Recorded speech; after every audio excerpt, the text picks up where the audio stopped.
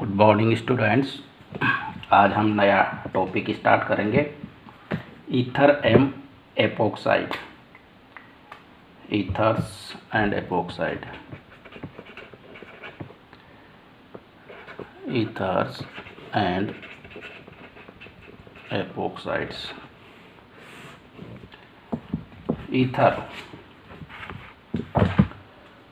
Ether के बारे में चर्चा करते हैं। ईथर क्या होते हैं, इनका नामकरण किस तरह से किया जाता है।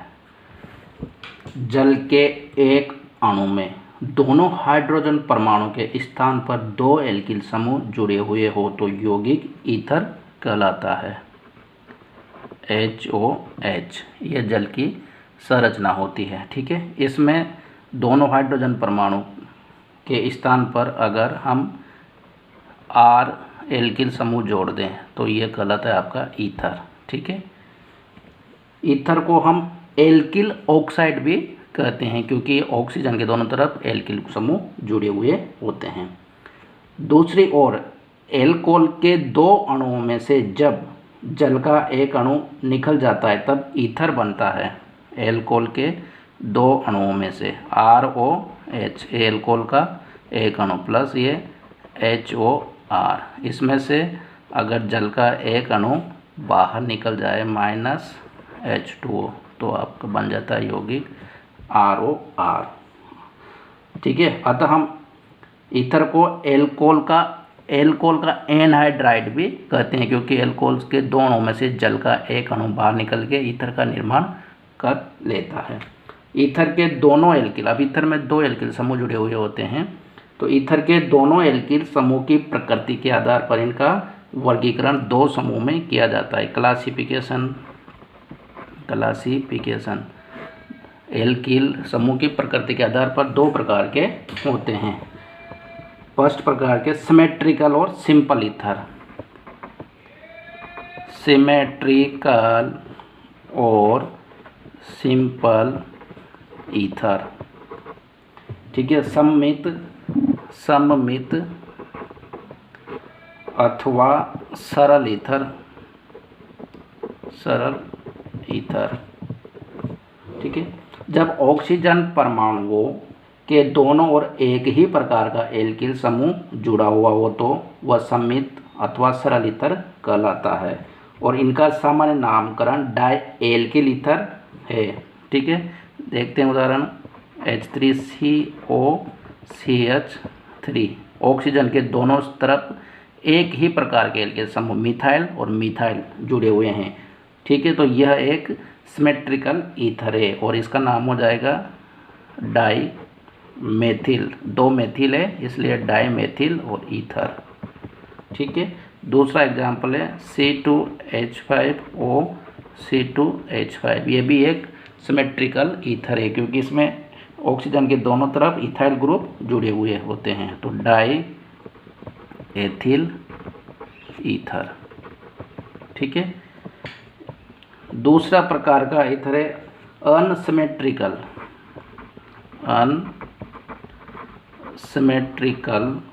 और मिक्स्ड ईथर।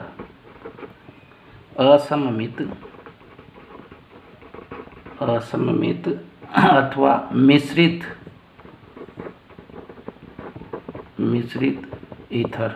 ओके, जब ऑक्सीजन परमाणु से जुड़े हुए दोनों समूह भिन्न भिन्न हो तो यौगिक मिश्रित ईथर कहलाता है और इनका नामकरण एल्किल समूह को अंग्रेजी वर्णमाला के क्रम में लिखकर फिर ईथर का नाम लिख दिया जाता है। जैसे CH3O C2H5, ये एक अनसिमेट्रिकल ईथर है क्योंकि इसमें ऑक्सीजन के एक और तो मिथाइल ग्रुप जुड़ा हुआ है और दूसरी ओर इथाइल ग्रुप जुड़ा हुआ है। ठीक है, तो इसका नाम हो जाएगा मिथाइल M और इथाइल, तो इथाइल पहले आता है वर्णमाला में तो इसका नाम हो जाएगा एथिल मेथिल ईथर। ठीक है, दूसरा जो ईथर है CH3O C3H7, ये भी एक मिक्स्ड ईथर है और इसका नाम हो जाएगा मेथिल प्रोपिल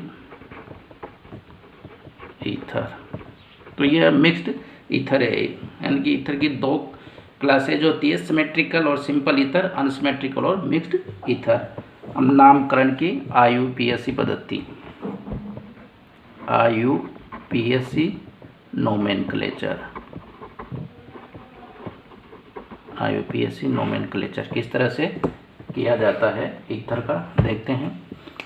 इस पद्धति के अनुसार हम यह मानते हैं कि एल्केन के एक हाइड्रोजन परमाणु के स्थान पर एल्कोक्सी ग्रुप जुड़ा हुआ है, अर्थात ईथर को हम एल्केन के एल्कोक्सी व्युत्पन्न मानते हैं और इनका नामकरण होता है एल्कोक्सी एल्केन, एल्कोक्सी एल्केन, ये इसका नोमेनक्लेचर सामान्य नाम होता है। जो एल्किल समूह बड़ा होता है उसे हम विद्युपित एल्केन मानते हैं। उदाहरण के लिए देखिए CH3OC2H5, इसका नोमेनक्लेचर हमें करना है IUPAC, ठीक है। तो इसको हम मानते हैं एथिल, एथिल मेथिल ईथर है ये, ठीक है, एथिल मेथिल ईथर है सामान्य भाषा में। अब ईथर को हम एथेन का व्युत्पन्न मानेंगे। एथेन का व्युत्पन्न क्यों मानेंगे? क्योंकि यह बड़ा समूह है, मेथिल से बड़ा समूह है एथिल, तो इसको हम एथिल का व्युत्पन्न मानेंगे और इसका नाम हो जाएगा मेथोक्सी। यह मेथोक्सी, ये वाला ग्रुप है, इसको बोलेंगे हम मेथोक्सी। तो इसका नोमेनक्लेचर हो जाएगा मेथोक्सी, मेथोक्सी एथेन, यानी कि एथेन जैसे ये एथेन था C2H5H, ठीक है। अब C2H6 एथेन था, एथेन की जगह क्या जुड़ गया? एक हाइड्रोजन की जगह OCH3, ठीक है। तो एथेन का व्युत्पन्न है ये, तो इसको हम बोलेंगे मेथोक्सी एथेन, ओके। डायएथिल ईथर का IUPAC नाम हो जाएगा डायएथिल ईथर C2H5O C2H5, इसका क्या नाम हो जाएगा? Ethoxy, ethoxy ethane, ethoxy, ethoxy समूह जुड़ा हुआ है और एथेन, एथोक्सी एथेन इसका नोमेनक्लेचर हो जाएगा। तो इस प्रकार से हम IUPAC नोमेनक्लेचर करते हैं। समावयवता, आइसोमरिज्म, कौन कौन से समावयवता इसमें पाई जा सकती है ईथर में, देखते हैं। समावयवता, ईथर में दो प्रकार की समावयवता प्रदर्शित करता है। फर्स्ट है functional group isomerism, functional isomerism, isomerism, क्रियात्मक समावयवता, क्रियात्मक समावयवता। ईथर एल्केन नौलों के साथ क्रियात्मक समावयवता प्रदर्शित करते हैं, ठीक है। C2H6O, ये अणुसूत्र से दो प्रकार के यौगिक बन सकते हैं। एक तो बनता है आपका C2H5OH एथेनॉल और दूसरा बनता है H3COCH3 डाइमेथिल ईथर। दोनों का अणुसूत्र समान है, C2H5OH CH3OCH3, परंतु इसमें OH फंक्शनल ग्रुप में और इसमें ईथर फंक्शनल ग्रुप होता है, तो यह दोनों ही फंक्शनल ग्रुप आइसोमरिज्म होते हैं। दूसरी प्रकार की मध्यावयवता, मध्यावयवता, मेटामेरिज्म, मेटामेरिज्म। E3 ऑक्सीजन के दोनों ओर के एल्किल समूह की भिन्न प्रकृति के कारण में मध्यावयवता भी प्रदर्शित होती है। जैसे C4H10O अणुसूत्र है, तो इससे दो कंपाउंड बनेंगे C2H5O C2H5, ठीक है। दूसरा प्रकार का कंपाउंड बनेगा CH3O CH2 CH2 और CH3, और तीसरे प्रकार का कंपाउंड बन जाएगा आपका CH3O CH3, ठीक है।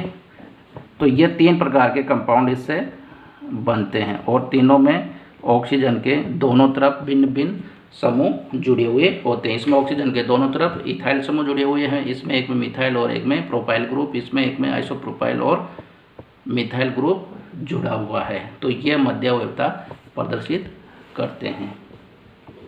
अब इनको बनाने की विधियां क्या क्या है? मेथड्स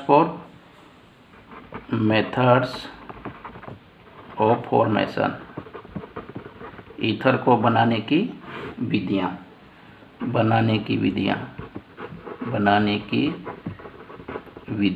ईथर को कौन कौन सी विधियों द्वारा बनाया जा सकता है?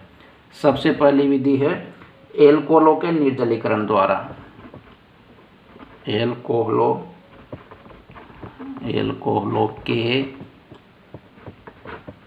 निर्जलीकरण द्वारा, ठीक है। सांद्र सल्फ्यूरिक अम्ल की उपस्थिति में एल्कोहल निर्जलीकृत होकर ईथर बनाते हैं। 2C2H5OH सांद्र H2SO4 minus H2 सांद्र H2SO4 C2H5OH से एक जल का अणु निकाल देगा और C2H5O C2H5 बन जाएगा, ठीक है। इस विधि द्वारा डायथिल ईथर का औद्योगिक उत्पादन भी किया जाता है। औद्योगिक उत्पादन किस तरह से किया जाता है? 2C2H5OH और इसमें L2O3 को साथ गर्म करेंगे तो C2H5O C2H5 बनेगा और जल का अणु बाहर निकल जाएगा, ठीक है। दूसरी इंपॉर्टेंट मेथड है इसमें विलियमसन संश्लेषण। ये दूसरी विलियमसन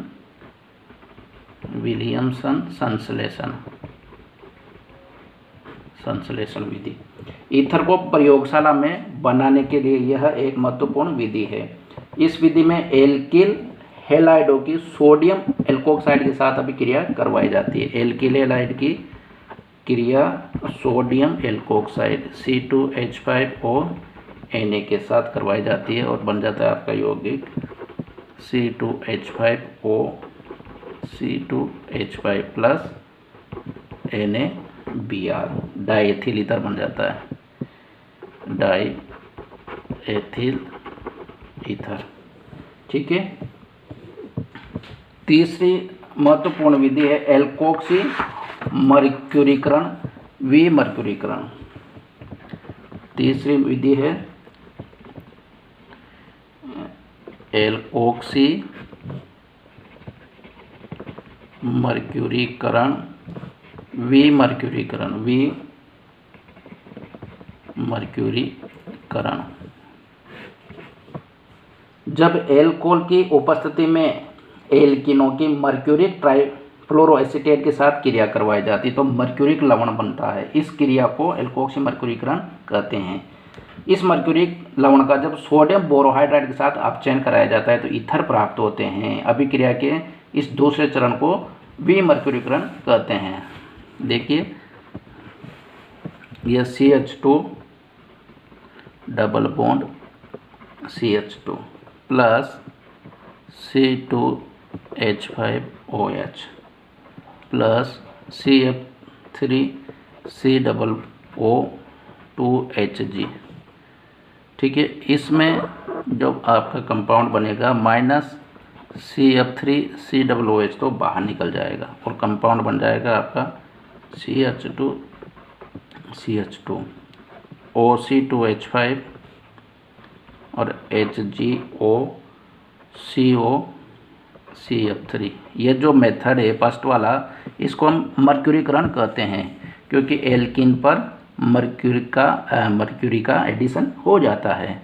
नेक्स्ट स्टेप में हम NaBH4 के साथ रिएक्शन करवाएंगे तो CH2CH3 और ये बन जाएगा OC2H5 plus CF3COOH plus Hg। इसमें मर्करी यहाँ से हट जाता है और ये कहलाता है विमर्क्यूरीकरण, डीमर्क्यूराइजेशन, ठीक है। इस विधि से भी हम ईथर बना सकते हैं। फोर्थ विधि है मेथिल ईथर बनाने की एक उत्तम एल्कोहलों के मेथिलीकरण की भी है। जब एल्कोहलों को किसी उत्प्रेरक की उपस्थिति में डायजोमेथेन के साथ गर्म किया जाता है तो एल्कोहल का मेथिलीकरण होकर मेथिल ईथर बनता है।